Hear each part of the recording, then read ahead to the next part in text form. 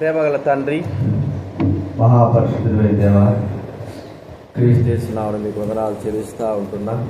ఈరోజు తండ్రి మిమ్మల్ని స్తుతించే వాటిని మాకు అనుగ్రహించండి. మీకు కృతజ్ఞతలు చెల్లిస్తాము.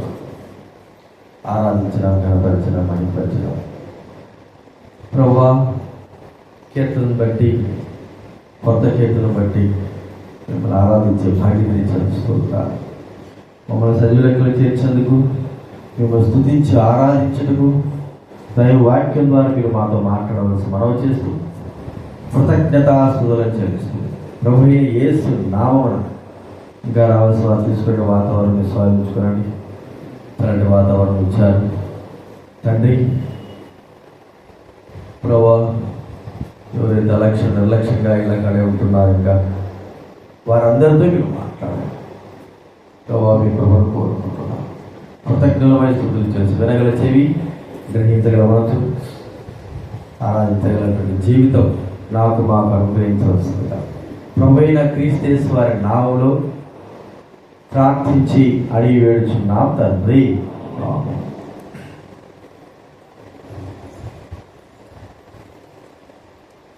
2024 ఏప్రిల్ 18వ తేదీ నేను కింద పడి ఖాళీ నా కొరకై పేదయ్య యొక్క సంఘము, ఇక్కడ ఉన్న సంఘాలను కూడా ప్రార్థన చేస్తూ వచ్చాయి. కాబట్టి 2 సంవత్సరాల తర్వాత మీ మధ్యకి ఇక్కడికి రావడానికి దేవుడు ప్రభు చూపారు. మీ ప్రార్థనను బట్టి, ప్రభు నామను బట్టి, చేసినటువంటి సహాయాన్ని బట్టి ప్రభు అందరూ కూడా వందనాలు తెలుసుకుంటున్నారు. దేవుడి వాక్యంలో ఆరాధనలో ప్రవేశించకు దేవుడి వాక్యం మనం చదువుకుందాం. యిర్మీయా గ్రంథం 29వ అధ్యాయం. యిర్మీయా గ్రంథం 29వ అధ్యాయము 11వ వచనం మనం అందరం కలిసి చదువుకున్నాం. యిర్మీయా గ్రంథం 29వ అధ్యాయం 11వ వచనం. దైవ గ్రంథం ఉన్నవాళ్ళు దయచేసి మీ యొక్క భాగాలు గట్టిగా గంభీరంగా చదవండి. నేను మిమ్మల్ని గూర్చి ఉద్దేశించిన సంగతులను నేను ఎరుగుదును. రాబో కాలమందు మీకు నిరీక్షణ కలుగుటది సమాధానకరమైన ఉద్దేశములే కానీ హానికరమైన కావు. ఇదే యెహోవాకు. ఈ మాట ఈ మందిరంలో ఎక్కడుంది?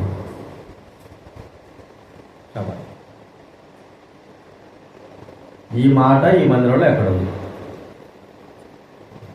ఉండాదా లేదా? ఉందా లేదా? ఎక్కడ ఉంది? బయట ఉందా? ఈ మందిరంలో ఉంది. రోజు మీళ్ళల్లో కూడా ఉంటుంది. కాబట్టి అదో క్యాలెండర్లో కనపడుతుంది చూడండి. అర్థమైందా? మిమ్మల్ని గురించిన ఉద్దేశం అంటే మీరు క్యాలెండర్ చూస్తారా? వీరికి తిప్పించి పెట్టేశాను. మిమ్మల్ని గురించిన ఉద్దేశాలు ఏమంటున్నాడు? నేను ఎరుగుదును. రాబో కాలమందు అవి మీకు నిరీక్షణ కలుగునట్లు సమాధానకరమైన సంగతి. మరో చదువుతున్నా. కీర్తన గ్రంథం 33వ అధ్యాయం. కీర్తన గ్రంథం 33వ అధ్యాయం 11వ వచనం మనమందరం కూడా కలిసి చదువుకుందాం. కీర్తన గ్రంథం 33వ అధ్యాయము 11వ వచనం అందరూ కూడా కలిసి చదువుకుందాం. యెహోవా ఆలోచన సదాకాలం నిలుచును, ఆయన సంకల్పములు తరతరములకు ఉండును. ఆయన ఉద్దేశాలు, ఆయన ఆలోచనలు, ఆయన సంకల్పాలు తరతరాలు ఉంటాయి. ఆయన బిడలమైన మన పట్ల ఉంటున్న ఉద్దేశాలు, అక్కడ చెప్పబడిన మాట యిర్మీయా గ్రంథంలో మిమ్మల్ని గూర్చిన ఉద్దేశములు, సంగతులను అవి హానికరమైనవి కావు, సమాధానకరమైనవి నేను తలంచుతాను. చూడండి, మన పిల్లల విషయమై ఏ తల్లిదండ్రి అయినా సరే 99% పిల్లల విషయమై ఉద్దేశించిన ఉద్దేశాలు ఎప్పుడు కూడా హానికరమైనవిగా ఉండనే ఉండవు. ఎప్పటికీ అవి పిల్లలకు అర్థం కాకపోవచ్చేమో కానీ తల్లిదండ్రులైన వారు వారి పిల్లల విషయమై వారు ఉద్దేశించిన సంగతులు తలంపులు, ఆలోచనలు అన్నీ కూడా ఒక ఉన్నతమైన స్థానానికి తమ పిల్లలైన వారికి మరి సమాధానకరంగా, సంతోషకరంగా ఉండడానికే మనం ఆలోచిస్తూ ఉంటాం. ప్రతిదీ కూడా ఒకవేళ పిల్లలైన వారికి అవి మరి చెడుగా కనపడవచ్చు, లేకపోతే కీడుగా కనపడవచ్చు, అది ఏదైనా కనపడవచ్చు. కానీ తల్లిదండ్రుల యొక్క దృష్టిలో పిల్లల విషయమైనటువంటి ఉద్దేశ సంకల్పాలు మాత్రము అవి హానికరమైనవి కానే కావు, అవి సమాధానకరమైనవి అనేది మనం గుర్తించుకోవాలి. మరి అలాంటప్పుడు మనల్ని సృజించినటువంటి ఆ దేవుడి ఉద్దేశ సంకల్పాలు ఎలాగా ఆయన హానికరంగా చేయగలడు? ఆయన ఉద్దేశించినవన్నీ కూడా మరి సమాధానకరమైనవే. కానీ లోకంలో ఉన్న పరిస్థితులను బట్టి మనం ఆలోచిస్తే అవన్నీ ఎలా కనబడుతున్నాయంటే హానికరములుగానే కనబడతా ఉంటున్నాయి. అంటే ఉద్దేశించిన సంగతులు, దేవుడు ఉద్దేశించిన సంగతులు సమాధానకరమైనవే. చూసినప్పుడు వాటిని ఆలోచిస్తూ ఉంటే, వాళ్ళు గ్రహిస్తూ ఉంటే ఏమిటి దేవుడు చేసిన ఉద్దేశాలు ఏమిటి, ఇక్కడ జరుగుతున్న పరిస్థితి ఏమిటి, దేవుడికి ఆలోచనలు ఏమిటి, ఇక్కడ జరుగుతున్న పరిస్థితి క్రియలు ఏమిటి, ఎందుకు ఇలాగ జరుగుతుంటున్నాయని మనం ఆలోచిస్తాం. కానీ ఆ ఉద్దేశ సంకల్పాలన్నీ కూడా మరి సమాధానకరమైనవి, మేలుకరమైనవే ఉంటాయి. దేవుడు ఉద్దేశించిన ఉద్దేశము మనం ఆలోచిస్తా అంటే సృష్టి విషయమై ఉద్దేశం. వాళ్ళ దేవుడు ఏదైనా సంకల్పించినాడు అంటే, దేవుడు ఏదైనా సృష్టించినాడంటే, దేవుడు ఏదైనా కలగజేసినాడంటే అది సదాకాలము తన మహిమ కొరకై, తన క్రియల కొరకై అన్ని దేవుడు వాడుకోవడానికే సృష్టిస్తాడు, కానీ వేరే విధానం కాదు. అయితే సృష్టింపబడినటువంటి ఈ యొక్క సృష్టి విషయమై అపవాదినే వాడు ఏం చేశాడంటే మనకు బాగా తెలుసు, ఈ సృష్టిని తారుమారు చేయడానికి కొరకై వాడు పాపమును ప్రవేశపెట్టడానికి ఇష్టపడ్డాడు. చూడండి, దేవుని సృష్టి బైబిల్ గ్రంథంలో ఉంది. యెషయా గ్రంథం 43వ అధ్యాయం. యెషయా గ్రంథం 43వ అధ్యాయం. మహిమ కొరకై మానవును సృజించడమే అని మనం చూస్తున్నాం. ఈ సృష్టి అంతా కూడా ఆయన తన మహిమ కొరకు సృజించాడు. 43వ అధ్యాయము 7వ వచనం చదవండి ఎవరైనా. నేను సృజించిన వారిని, సృష్టించిన వారిని. బైబిల్ గ్రంథంలో ఆదికాండం 1వ అధ్యాయం మొదలుకొని చివరి అధ్యాయాలు చూస్తూ ఉంటే 6 దినాలు ఆయన సృష్టించిన సృష్టి అంతా కూడా మంచిదిగా ఉంది. అంటే ఆయన ఉద్దేశాలు సృష్టిలో ఎలాగ ఉంది, సృష్టి విషయమే ఉంటే మంచిదిగానే ఉంది. మంచిగానే ఆయన తలంచి సృష్టి చేశాడు. ప్రియమైన వాళ్ళరా, అయితే పాపము బట్టి సృష్టి ఏమైపోయిందంటే శాపానికి కారణమైంది. బైబిల్ గ్రంథం మనం ఆదికాండం 3వ అధ్యాయం గమనిస్తూ ఉంటే మరి మీరు చేసిన తప్పును బట్టి మరి భూమి శపింపబడి ఉంది అనే మాట మనం చూస్తాం. సాతాను అనుకున్నాడు, దేవుడు ఇంత పెద్ద సృష్టి చేశాడు, ఈ సృష్టి అంతా కూడా ఆయన మహిమ కొరకు చేశాడు, ఇప్పుడు ఆయన మహిమను లేకుండా చేయాలా, ఈ సృష్టిని పాపముతో నింపాలా, పరలోకమంతా పరిశుద్ధతతో నింపబడి ఉన్నది, మరి భూలోకం కూడా ఆయన మహిమతో, ఆయన కృపతో నింపబడి, ఆయన పరిశుద్ధతతో నింపబడినదిగా ప్రభు చేశాడు. కానీ ఈ భూమిని మాత్రము పాపముతో నింపాలని ఉద్దేశం కలిగిన వాడన్నారు.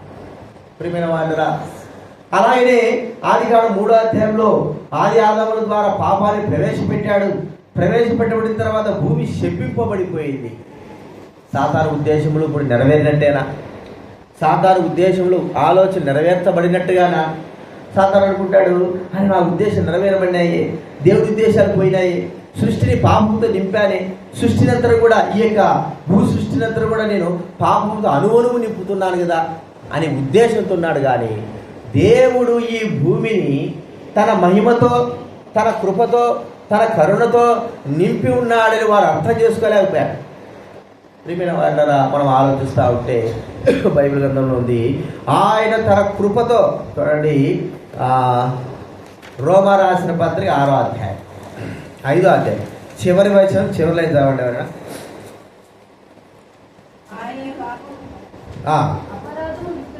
అపరాధము విస్తరించినట్లు ధర్మశాస్త్రం ప్రవేశించను, పాపము మరణాన్ని ఆధారం చేసుకుని ఏలేనో అలాగే నిత్య జీవము కలుగుటకై నీతి ద్వారా కృపయు ఏలు నిమిత్తము పాపము ఎక్కడ విస్తరించెనో. చూడండి, పాపము దేవుడు కేవలం తన సృష్టిని మహిమ కొరకై నింపి ఆయన తన ఉద్దేశ ప్రకారంగా సృష్టి చేశాడు. అయితే సాతానుడు మరి ఆ దేవుడి ఉద్దేశాలను తొలగించాలని పాపమును ప్రవేశపెట్టడానికి వాడు కోరుకున్నాడు. అలాగే జరిగింది. దేవుడి చేతనే మరి దేవుడే ఏ సృష్టి అయితే చేశాడు ఆ సృష్టిని దేవుడు శపించాడు ఈ యొక్క భూమిని అంతా కూడా. అయితే సాతాను తెలియని ఒక విషయం ఏంటంటే ఈ భూమి అంతటి పైన దేవుడు మహాకృపను నింపి ఉన్నాడు. 119 కీర్తన 64వ వచనం చదవండి ఎవరైనా. 119వ కీర్తన 64వ వచనం. భూమి ఎట్లుందంటే దేంతో నిండి ఉందండి? నీ కృపతో నిండి ఉంది. కృపతో జలములతో నిండి ఉన్నట్లు భూమి సముద్రముతో జలాలతో నిండినట్లు భూమి అంతా కూడా దేవుని యొక్క మహాకృపతో. ఆలోచించలేకపోయినాడు సైతానుడు. ఒరే, నేను పాపాన్ని ప్రవేశపెడితే ఆయన మహాకృపని భూమి పైన విస్తరింపేశాడు. పాపము కంటేనో అత్యధికమైన గొప్పది ఏమిటంటే దేవుని యొక్క కృప. ఏమైనా వాళ్ళ సాతాను ఉద్దేశాలు ఏమనుకున్నాడంటే భూమి సృష్టిని దేవుడు తన సృష్టిని తన చేతులతో చేసిన సృష్టిని అంతా కూడా పాడు చేయాలని కోరుకుంటే ప్రియమైన వాళ్ళ అది ఫలించలేదు. కానీ ఆయన ఈ సృష్టి అంతా కూడా కేవలం చేతితో చేయడమే కాదు, కానీ తన మహాకృపతో తన మహిమతో ఆయన నింపిన వాడుగా మనం చూస్తూ ఉంటున్నాం. కాబట్టి గుర్తించుకుందాం, ఆయన కృపతో. ఏ కృప ఇది? ప్రభు అయిన యేసు క్రీస్తు అనేటువంటి వ్యక్తి ఈ లోకంలో పంపి నిండుగా ఈ కృప అంతా కూడా యేసు క్రీస్తు వారి యొక్క కృప, ఈ భూప్రపంచం అంతా కూడా యేసు క్రీస్తు వారి యొక్క నామముతో ఆయన కృపతో నింపబడేటట్లుగా భూమిని ఆయన చేసి ఉంటున్నాడు. ప్రియమైన వాళ్ళ ఇదైనా మనం ఆరాధించి కనపరచాలి. ప్రభు నీ ఉద్దేశాలు ఒక విధంగా చూస్తే భూమి శపింపబడింది. సాతానుడు మరి ప్రజలైన వారు ఈ సృష్టి అంతా కూడా నాశనమైపోయింది. మరి ఎక్కడ దేవుడి యొక్క మహిమ ఉంది, ఎక్కడ దేవుడి యొక్క కృప ఉంది అనుకుంటే ప్రభువా మరి తెలియకోకుండా మీ కుమారుడు ప్రభువైన యేసుక్రీస్తు వారి కృపగా ఈ లోకంలో పంపి భూమి అంతా కూడా ఆయన కృపతో మరి నింపిన వాడుగా చూస్తూ ఉంటాడు. మనకు అర్థమే కాదు ఈ కృపతో దేవుడు భూమి నింపాడు. ఎందుకు? కృప ఉంది కాబట్టే ఈ భూ ప్రపంచంలో ఎంత పాపం విస్తరిస్తున్నా కూడా భూమి అనేది ఏం కాలేదు చెప్పండి, నాశనము కాలేదు. అది చివరి వరకు కూడా దేవుడి యొక్క వాగ్దానం వరకు కూడా ఉండవలసిందిగా మనం చూస్తూ ఉంటున్నాం. కాబట్టి ప్రేమల వాళ్ళ పాపం విస్తరిస్తుంది, నశించిపోతా ఉంది ఈ లోకం అనుకుంటే దేవుడు తన కుమారుడు పంపి నశించిపోయే లోకంలో తన కుమారుడైన యేసుక్రీస్తు వారి కృపతో ఈ భూమి అంతా నింపాడు. ఆ కృపలో మనం ఉన్నాము, ఆ కృపలో మనము దాచబడ్డామని. ఇది మొట్టమొదటి మనం చూస్తున్నాం. దేవుడి సంకల్పాల ఉద్దేశాలు ఎప్పటికి కూడా నశించేవి కావు, అవి ఎవరు కూడా మార్చేవారు కూడా కాదు. కానీ మనం అనుకున్నది ఒకటే అవుతుంది, కానీ దేవుడు ప్రభువైన యేసుక్రీస్తు వారు అనుకునేది మరొకటే మనం చూస్తుంటున్నాం. మనం అనుకున్నది ఏంటి? సాతాను అనుకునేది చెప్పండి, ఈ భూమి అంతా కూడా పాపంతో నిండిపోయింది, ఇక నశించిపోతాది అనుకున్నాడు. కానీ ప్రభువైన యేసుక్రీస్తు వారు కృపతో ఈ భూమిని అంతా కూడా దేవుడు ఏం చేశాడు చెప్పండి, నింపి ఆ కృపతో మనల్ని కాపాడుతున్నాడని మనం గుర్తించుకోవాలి. ఇది మొట్టమొదటి చూస్తుంటున్నాం. రెండవదిగా ఆయన ఉద్దేశ సంకల్పాలు భూమిపైనే కాదు, ప్రియమైన వాళ్ళ మనుషుల పైన కూడా ఉంది. భూమి అంతా చేసిన తర్వాత మనం చూస్తుంటే మనుషుని ఎప్పుడు సృష్టించారు చెప్పండి? ఎన్నో రోజు సృష్టించారు? 6వ రోజు, చివరి రోజు కదా. అన్నీ సృష్టించిన తర్వాత చివరికి మానవుడిని తయారు చేశాడు. మానవుడిని తయారు చేయడం ఉద్దేశ సంకల్పాలు ఏవో ఉన్నాయి. ఎట్ట తయారు చేశాడు? ఆయన మహిమతో, మరి లేకపోతే దేవతతో చేసినట్టుగా, ఆయన లూసిఫర్ సైతాను అంతకుముందు తయారు చేసినట్టుగా, కెరూబులు సెరుబులు తయారు చేసినట్టుగా మహిమ కలిగిన వాటిగా తయారు చేశాడు మనల్ని. అంటే మనము మహిమ కలిగిన వారంగా తయారు చేయలేదు, కానీ మట్టితో కదండి, దేనికి పనికిరానటువంటి జగడమ్మన్నటువంటి మట్టితో మనల్ని తయారు చేశాడు. ఇది ఏమిటి? ఏది ప్రభువా? నీవు మరి దేవదూతం చేశావు కదా, మహిమ కలిగిన వాటిగా చేశావు కదా, గొప్ప గొప్ప వాటిగా చేశావు కదా, మరి ఇక్కడ చూస్తే మట్టి, దేనికి పనికిరాని వ్యక్తులైన మట్టితో నువ్వు తయారు చేశావు. నీ ఉద్దేశాలు ఏమై ఉన్నాయి? సరే చేసినావు, మరి మానవుని యొక్క జీవము, నీ జీవం మానవుల్లో ప్రవేశపెట్టావు, మనుషులు జీవం కలిగేవాడిగా చేశావు. ఏమిటి ఈ మనిషిని తయారు చేయడంలో, సృష్టించడంలో నీ ఉద్దేశ సంకల్పాలు ఏమిటి? మనం దాన్ని గ్రహించగలిగితే అవి ఎంతో మరి గొప్ప గొప్పగా ఉంటాయి. ఒక వ్యక్తి ఒక రోబోట్ను తయారు చేశాడు, ఒక వస్తువు తయారు చేస్తున్నాడు అంటే ఆ వస్తువు ద్వారా తనకు మరి ఏదో ఒక మేలు జరగాలి, లేదా ఆ వస్తువు ద్వారా తన అవసరత తీర్చబడాల, తనకు పని జరగాలని సృష్టిస్తాడు. ఇప్పుడు రోబోట్ సృష్టించేది ఎందుకు? ఏ పని చేయకోకుండా బాగా ముసలి గుర్తుకోలేక ఉన్న వాళ్ళకి ఏదైనా సరే సహాయం చేయడానికి ఒక రోబోట్, ఒక పరికరాన్ని తయారు చేస్తాడు. అదే ఆ పరికరమే ఉపయోగపడకపోతే చెప్పండి, ఆ పరికరమే వ్యతిరేకమైపోతే అని మనం చూస్తాం. కానీ మానవుని సృష్టించినప్పుడు మానవుని దేని కొరకే సృష్టించాడు? మనకు అక్కడ చెప్పబడింది మహిమ కొరకే సృష్టించాడు. సృష్టింపబడిన మానవుడు ఎలాగ సృష్టింపబడాలంటే మహిమతో సృష్టింపబడలా. మట్టి చేత ఆయన తన మట్టి చేత సృష్టించుకొని తన యొక్క జీవవాయును ఈ మట్టిలో ప్రవేశపెట్టి జీవం కలిగిన వాడుగా మనిషిని చేశాడు. మరి అపవాదిని ఎట్ట చేశాడు? దేవదూతను ఎట్ట చేశాడంటే కలుగునుగాక అన్నాడు అంతే కదండి. ఆయన చేతులతో అవి చేయలే, మాటతోనే కలుగునుగాక. ఒకవేళ మనం చూస్తుంటే సృష్టి కూడా కలుగునుగాక అని చెప్పాడు. కానీ మనిషిని మాత్రం తన చేతులతో ఒక కుమ్మరి చేసినట్టుగా ఆయన చేసినాడు. ఇది మరి చేసినాడు, అంత మాత్రం కాదు, చేయడమే కాకుండా ఆ వ్యక్తికి అధికారం ఇవ్వడం అనేది కూడా గొప్ప సంగతి. చూడండి, కీర్తన గ్రంథం 8వ అధ్యాయం, కీర్తన గ్రంథం 8వ అధ్యాయం తీయండి. మానవుని కొంచెం వాడిగా చేసి చెప్తావాడు.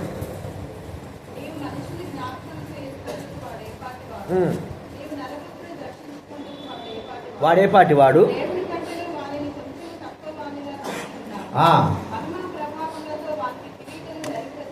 ధరింపజేసి ఉన్నావు, నీ చేతి పనుల మీద వానికి అధికారము ఇచ్చినవా?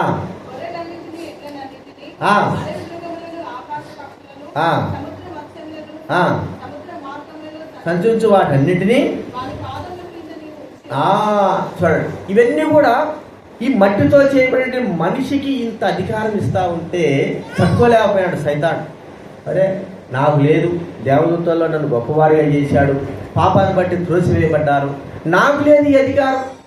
ఒక మట్టివాడికి చూడండి, ఎవరైనా సరే ఒక అధికారము తక్కువ వాడు లేకపోతే దేనికి పనికిరాని వాడికి అధికారం ఇస్తే అన్నీ కలిగిన వాడు ఏం చేస్తాడు చెప్పండి? అసూయపడతాడు. నేను ఇంతగా అన్నీ కలిగి ఉంటే నాకు లేదు ఈ అధికారం, వీడికి ఎందుకు ఇచ్చారు, వీడికి అవసరమా, లేకపోతే వీడికి ఏముండి అధికారం ఇచ్చాడు?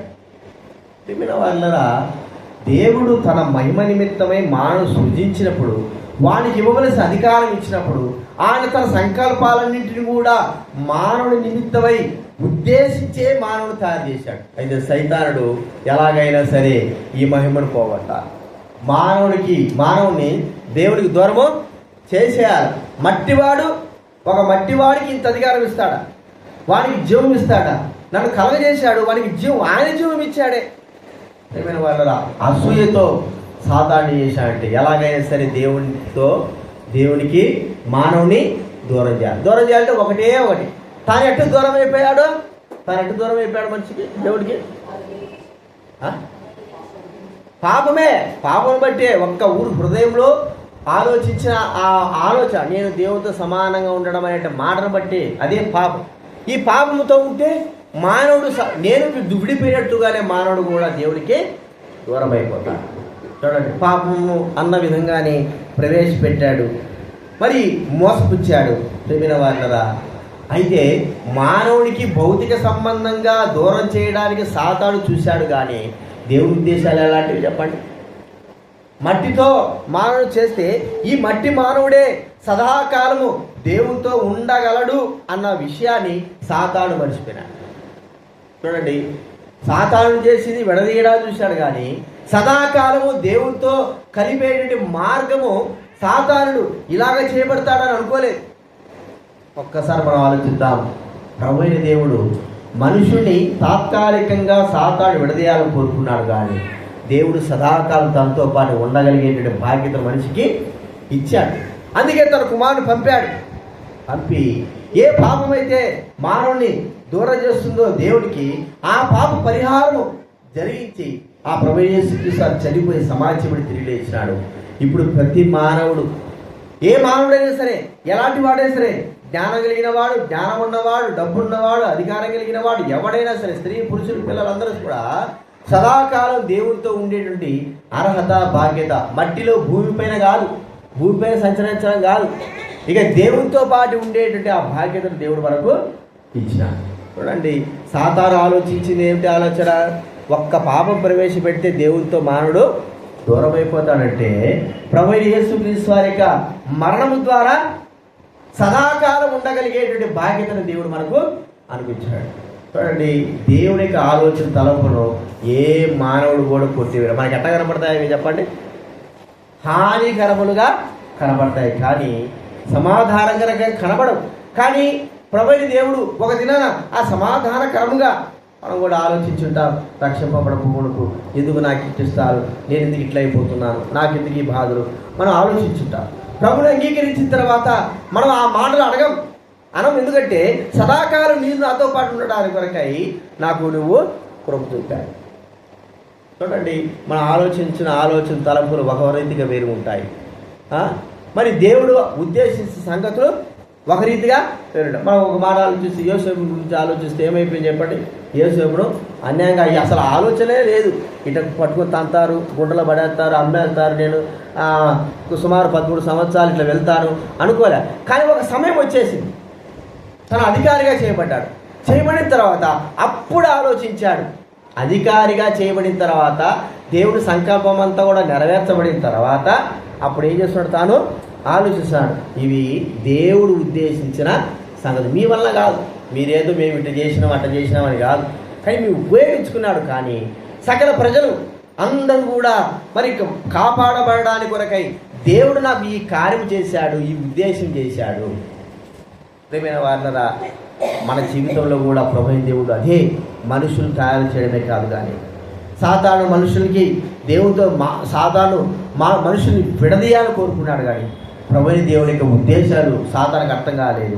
సాతానికి ఎప్పటికి కూడా దేవుని సన్నిధిలో ప్రవేశించే బాధ్యత లేదు, ఎప్పటికి కూడా దేవుని సన్నిధిలో ఉండేటువంటి అర్హత లేదు. కానీ మట్టివారం మనకిస్తున్నాడని వాడు ఓర్చలేకపోయాడు. అది నిజంగానే ఇచ్చేశాడు.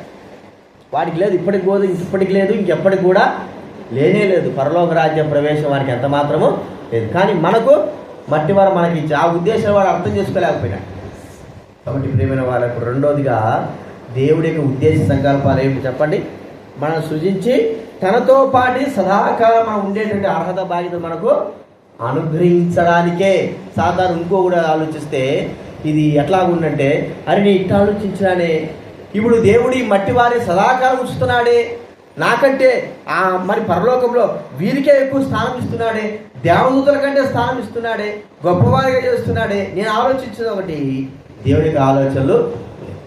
కాబట్టి ప్రియమైన వాళ్ళారా, మనము పిల్లల విషయమై ఒక ఆలోచిస్తాము, రాబోయే దినాల్లో జరిగేటువంటి ఆలోచనలు వేరుగా ఉంటాయి. అర్థమైంచాలి?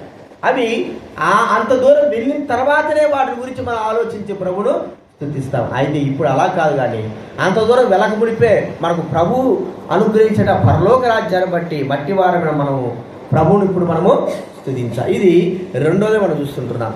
మూడోది మనం చూస్తూ ఉంటే, మరి ప్రియమైన వాళ్ళగా ప్రభువైన దేవుడు సాతానుడిని చూస్తున్నాడంటే రాజ్యం. ప్రభు మనుషులకు ఒక రాజ్యం ఇవ్వాలని కోరుకుంటున్నాడు. ఏ రాజ్యము? ఎవరు రాజ్యం అది? భూలోక రాజ్యం, పరలోక రాజ్యం, సైన్య సమూహపు రాజ్యం, పాతాళ రాజ్యం. పాతాళంలో కూడా ఉంది, మరి పరలోక రాజ్యం ఉంది, మరి మధ్యాకాశం సైన్య సమూహ రాజ్యం ఉన్నాయి. కానీ భూలోకంలో ఉన్నటువంటి ప్రజలైన వారికి ఏ రాజ్యంలో వారసులుగా చేయాలని కోరుకున్నాడు, ఏ రాజ్యము వారసులుగా ఆయన ఇష్టపడాలని కోరుకున్నాడు అంటే తాను ఏలేటువంటి రాజ్యము. ఆ రాజ్యంలో ఎవరిని తరిమేశాడు చెప్పండి? ఎవరు తరిమేశాడు? సాతానుడు తరిమేశాడు. భూలోకంలో ప్రభువైన దేవుడు ఏదైనా తోటలో, ఏదైనా స్థలంలోని భావంలో తోట వేసి అది అప్పచెప్పాడు, ఇదంతా నువ్వు ఏలేసేయి. ఇప్పుడు మనం ఆలోచిస్తున్నాం, మనకు తెలుసు ఇంకా ఆదాము అవ్వలే, రాజు మంత్రి అందరూ వాళ్ళే, అన్నీ కూడా ఆ వ్యక్తికే అక్కడ రాజ్యం, వాళ్ళే రాజ్యం చెప్పిన వాళ్ళరా. అయితే వాళ్ళని అధికారులుగా చేశాడు సాతానుడు. వీరు అధికారులుగా ఉండరు. నేను అధికారిగా ఉండకోకుండా నన్ను ఏం చేశాడు దేవుడు? తోలేస్తే వీళ్ళకేంది అధికారం ఇచ్చేది?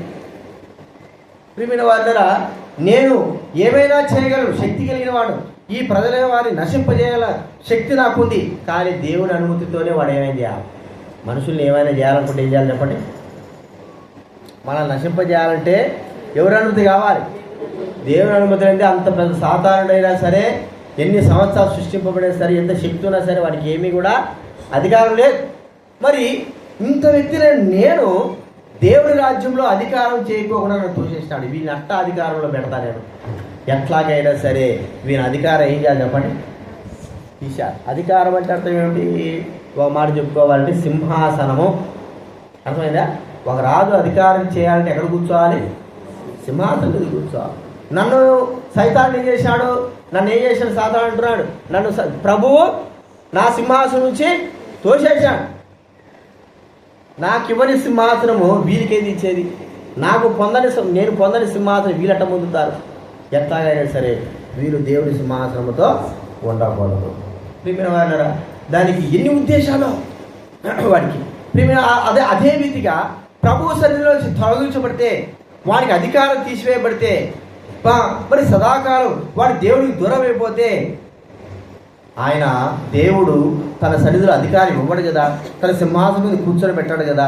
ప్రియమైన వాళ్ళరా, ఎన్ని ఉద్దేశాలు ఉద్దేశించుంటాడు సైతాను. కానీ మట్టివారమైన మనకు మరి తన కృపను బట్టి, దయను బట్టి, తన కుమారుడైన యేసు క్రీస్తుతో మనకిచ్చేటువంటి ఈ అధికారం, సింహాసనపు అధికారం, రాజ్యపు అధికారం, ఒక అధికారపు దండం, ఇది మనం ఒక దినాన మనం ఏం చేస్తామంటే ఏలేటువంటి వారంగా ఉంటాం. మనకు తెలుసు ప్రకటన గ్రంథం 21, 20 అధ్యాయంలో క్రీస్తుతో పాటి ఎన్ని సంవత్సరాలు పాలిస్తాం చెప్పండి? 1000 సంవత్సరాలు. ఎక్కడ పాలిస్తాము? పరలోకంలో పాలిస్తామా, భూలోకంలో పాలిస్తామా? అలా దేవుని రాజ్యం అంటారు. భూలోకంలోనే పాలిస్తాం. 1000 సంవత్సరాలు మనము క్రీస్తు యేసు వారు యెరూషలేములో మూలమైనటువంటి రాయిగా, అందరికీ మరి గొప్పవాడుగా, మూలమైన వ్యక్తిగా ఆడు ఉంటాడు. ఆయనను బట్టి ఈ భూప్రపంచమంతటా ప్రభువునందు విశ్వాసించి మనందరూ కూడా రాజ్యము చేయాలా, ఏలాలా. ఎన్ని సంవత్సరాలు అంటే 1000 సంవత్సరాలు మనము నీతి న్యాయములు కలిగి ప్రభువైన యేసుక్రీస్తుతో పాటి రాజ్యవారసులంగా మనము ఉండాలి. ఒక భూలోకమేనా, పరలోకం కూడా మనము అధికారులంగా ఆ సింహాసనం పైన కూర్చుండే బాధ్యత ఇచ్చాడు. అందుకే ప్రభువే దేవుడు పౌలు అంటాడు తన యొక్క ఆత్మీయ స్థితిని ఎంత గొప్పగా ఉన్నాడు. ఎఫెసీ పత్రిక 2వ అధ్యాయం, ఎఫెసీ పత్రిక 2వ అధ్యాయం 7వ వచనం చదవండి ఎవరైనా.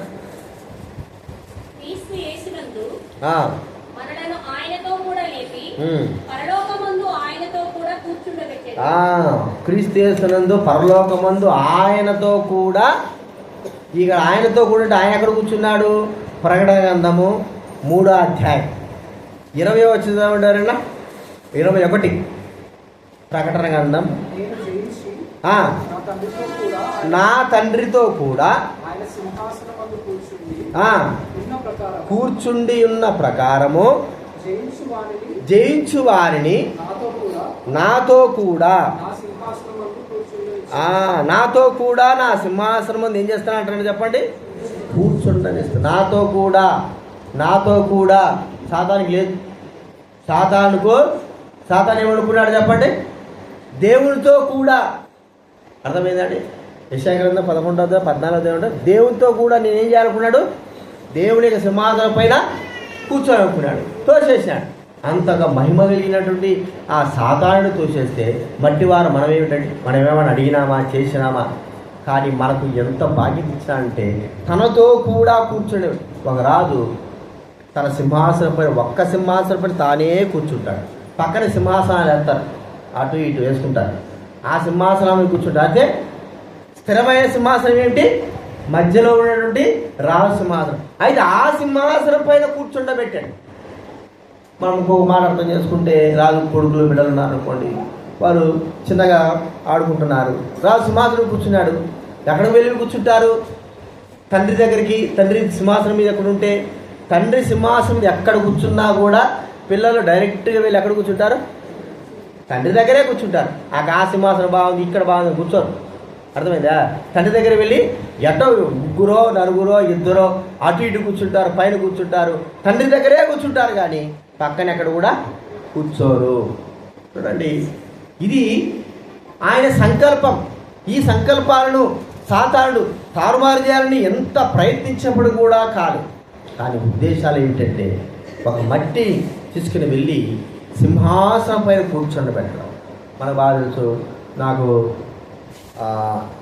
మాసిలామని డాక్టర్ ఉంటాడు వింజమూరులో, నెల్లూరు డిస్టిక్. ఆయనకు కొడుకున్నాడు, కొద్దిగా మైండ్ ఎఫెక్ట్ మెంటల్గా ఉంటాడు. ఏం చేశారంటే, అతను డాక్టర్, చిన్నపిల్లల స్పెషలిస్ట్ సర్జన్ డాక్టర్. అక్కడ హాస్పిటల్లో ఒక లంబాడీస్ వాళ్ళు ఏం చేశారంటే, ఆమెకు 4 కూతురు, ఒకటేసారి 4 కూతురు పుట్టారు. అంటే మామూలుగా కూతురు పుట్టే ఒకరి తర్వాత అందరూ కూతురులే. ఆమె ఏం చేసిందంటే, అయ్యా నేను 4 కూతురు కూడా కంటే వీడు మనల్ని ఆనేడు అని చెప్పి వాళ్ళకి ఎందుకు మనసు పుట్టింది, ఈ పిల్లని మేము సాక్కుంటాము. అర్థమైందా? వాళ్ళకు అక్కడే కొడుకు, వాడు కూడా ఒక రకంగా మైండ్ ఎఫెక్ట్గా ఉంటాడు. సాక్కుంటామని తీసుకొచ్చుకున్నారు, సాక్కున్నారు. వారి వయసు పెద్దది, సాకున్నారు. ఆ పిల్ల చిన్న పిల్ల అప్పుడు చూశారు. తర్వాత 10వ తరగతికి వెళ్తే మంచిగా ఒక యమన జీవితానికి వచ్చింది.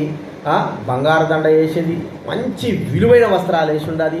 వాళ్ళ నాన్న డాక్టర్ దగ్గర చేయబట్టుకొని నడుస్తూ ఉంది. ఆ పిల్లకు తెలుసు. ఏమని తెలుసు? చెప్పకుండా ఉండరులే, నువ్వు సాకున్న పిల్లవని ఆ పిల్లకు కూడా తెలుసు. కానీ తన స్థితి అలాంటిది.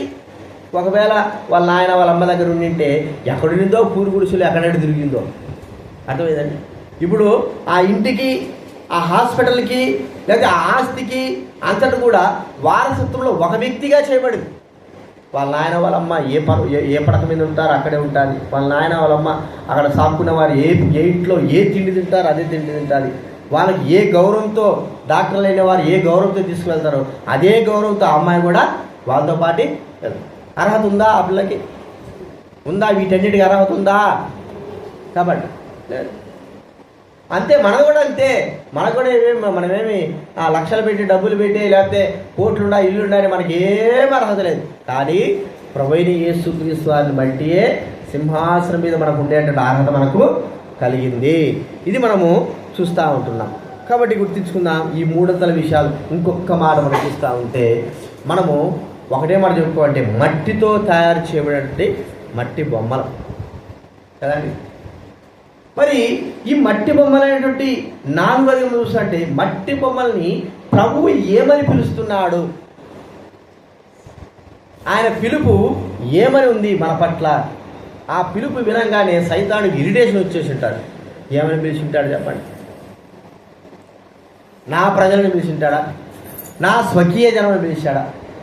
చెప్పడం ఆనందం. ఏమని పిలిచి ఉంటాడు? నా స్వాస్థ్యమని పిలిచి ఉంటాడా? లేదే. నా పిల్లలని పిలిచింటాడు, నా బిడ్డలని పిలిచింటాడు. వాడి తక్కువ రాకపోయాడు మరడి. నా పిల్లలని పిలిస్తే ఏమిటండి? నేను వాళ్ళకంటే ఎప్పుడో సృష్టింపబడ్డాను, నన్ను పిలవలేదే.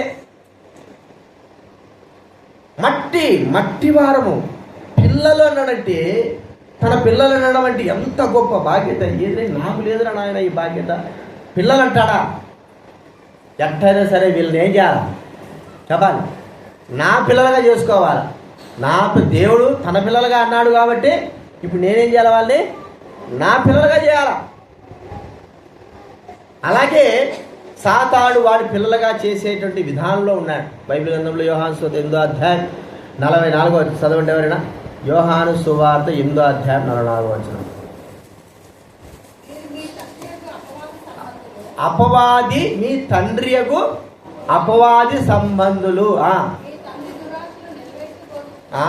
మీ తండ్రి ప్రభు, మీ తండ్రి అపవాది సాతానుడు తన పిల్లలుగా మనందరి చేసుకోవాలని కోరుకున్నాడు. వానికి అసూయ ఎక్కడ పుట్టిందంటే, వీరందరూ నా పిల్లలు అన్నాడు. దేవుడు నా పిల్లలు అన్నాడు, నా బిడ్డలు అన్నాడు, నా స్వాస్థ్యం అన్నాడు. తట్టుకోలేకపోయాడు. ప్రియమైన వాళ్ళరా, అలాంటి వారిని మనల్ని తన బిడ్డలుగా చేసుకోవాలని పాపం ప్రవేశపెట్టి వాడు ఎన్నో విధాలుగా క్రియలు చేశాడు. కానీ చివరికి ఏమైందంటే దేవుడు మన అందరి తన పిల్లలుగా చేసుకున్నటువంటి ఒక మార్గం ఏర్పాటు చేశాడు కదండి. విశ్వాసము నమ్మకమైన మాట. యోహాను సువార్త 1వ అధ్యాయం 12వ వచనం. యోహాను సువార్త మనకు తెలిసిన మాట.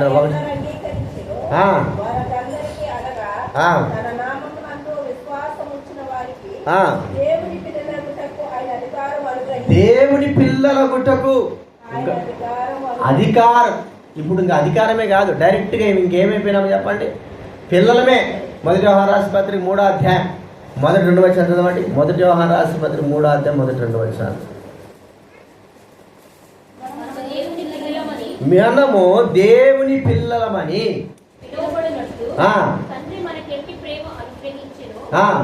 చూడండి, మనము దేవుని పిల్లలమే. ఇంకా చాలా అదే మాట, మనకు దేవుని పిల్లలమే. ద్వితీయోపదేశకాండం చివరిగా 14వ అధ్యాయం 1వ వచనం చదవండి. ద్వితీయోపదేశకాండం 14వ అధ్యాయం 1వ వచనం.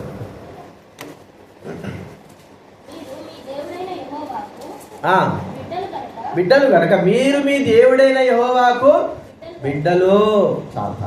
చూడండి, ఇది ప్రభు అయిన దేవుని యొక్క ఉద్దేశ సంకల్పాలు. ఈ ఉద్దేశాలు పోగొట్టాలి, నశింపజేయాలి, తన బిడ్డలుగా చేసుకోవాలి. సాతాను ఎన్ని విధాలుగా ప్రయత్నం చేసినా కుదరలే. కానీ ప్రభు అయిన దేవుడు ఆయన తన ఉద్దేశాలు నెరవేర్చాడు. మనలందరినీ కూడా తన పిల్లలు చేశాడు. మట్టిని తన పిల్లలు చేసే అర్హత మనకు అనుగ్రహించాడు. ఈ 4 గంటల విషయాలతో ఆయన తన ఉద్దేశాలతో మనల్ని, ఇంకా ఎన్నో ఉన్నాయి సంకల్పాలు, ఉద్దేశాలు. మొట్టమొదటి ఏం చూస్తూ వచ్చారు చెప్పండి. సృష్టి, భూమి సృష్టిని ఆయన సృష్టించాడు. సృష్టిని తారుమారు చేయాలని కోరుకున్నాడు. కానీ పాపంతో నింపాలని సాధారణ ఇక్కడ వినాలి అక్క, పాపంతో నింపాలని కోరుకుంటే, కానీ సాతాను పాపం నింపాలని కోరుకుంటే దేవుడు ఏం చేశాడు చెప్పండి? భూమిని అంతా కూడా తన కృపతో నింపివేశాడు. రెండోది ఏం చూస్తూ వచ్చారు చెప్పండి? తనతో పాటి మనం ఉండాలి. ప్రియమైన వాళ్ళరా, అంటే దేవుడికి దూరం చేయాలని సైతాన్ని ఎన్ని ప్రయత్నాలు చేశాడో, కానీ ప్రభువైన దేవుడు మనకు నిత్య జీవం ఇచ్చి తనతో పాటు సదాకాలం ఉండే అర్హత బాధ్యత మట్టికి ఆయన మనకి ఇచ్చాడు. మూడోది ఏం చూస్తుంది చెప్పండి? రాజ్యం, ఆయన రాజ్యపు వారసులుగా, రాజ్య సింహాసనంగా కూర్చుండే వారంగా మనల్ని చేయాలని కోరుకున్నాడు. అయితే సాతానుడు వీళ్ళంత నేను లేని రాజ్యంలో వాళ్ళు కూడా ఉండకూడదు, కానీ వారు కూడా ఆ రాజ్యం వారసులుగా ఉండడానికి వీళ్ళే ఎన్నో ప్రయత్నాలు చేశాడు. కానీ అది ఫలించలేదు. ప్రియమైన వాళ్ళరా, దేవుడు తన ఉద్దేశాలు మనం నెరవేర్చి ఆయన తన రాజ్యంలో మన నుంచి రాజ్యము వారసులుగా చేసి, అధికారులుగా చేసి, బైబిల్ గ్రంథంలో మరి వాక్యంలో రాయబడింది, రాజులైన యాజక సమూహములుగా మనం చేసి రాజ్యంలో అధికారులుగా చేసి ఒక దినాన క్రీస్తుతో పాటు 1000 సంవత్సరాలు పాలించే బాధ్యత మనకు అనుగ్రహిస్తున్నాడు. చివరిగా ఏం చూస్తూ వచ్చే చెప్పండి? ఆయన పిల్లలు, సాతానుడి పిల్లలను పిలవలే, దేవతతో పిల్లలను పిలవలే. మట్టికి అధికారం ఇచ్చాడంటే యేసు క్రీస్తుకు తప్ప కుమారుడంటే అధికారము ఇక ఏ మానవుడు కూడా లేదు. కానీ యేసు క్రీస్తుతో పాటి మనకిచ్చిన అధికారం ఏంటి చెప్పండి? దేవుని పిల్లలము. అర్హత ఉందా మనకు? లేదు. కాబట్టి సాతాను తన పిల్లలుగా చేసుకోవాలని కోరుకున్నాడు. కానీ ప్రభువైన యేసుక్రీస్తుని పంపి ఆయన ఎందుకు విశ్వాసించే ప్రతి వ్యక్తి తన పిల్లలుగా చేయబడతారని చెప్పాడు. ఆ విధానంలోనే ఆయన తన బిడ్డలుగా చేసుకున్నాడు. అది మనం గుర్తించుకోదగ్గ 4వ విషయం. కాబట్టి గుర్తించుకుందాం. ఈ 5 విషయాలు తన యొక్క సంకల్పాలు, ఉద్దేశాలు నెరవేర్చాలి. అవి హానికరమైనవి కావు, సమాధానకరమైనవి. మనకు ఎలా కనబడుతున్నాయో మనకు అర్థమైపోయింది. కానీ ఆయన ఉద్దేశాల్లో ఇంత గొప్ప మర్మం ఉందని మనం గుర్తించుకొని వాటిని బట్టి ప్రభువును మనము స్తుతించి ఈశాలు జ్ఞాపకం పెట్టుకుందాం. ఆరాధనలో మనము ప్రవేశిద్దాం. లేచినప్పుడు మనం ఒక పాట పాడుకుందాం.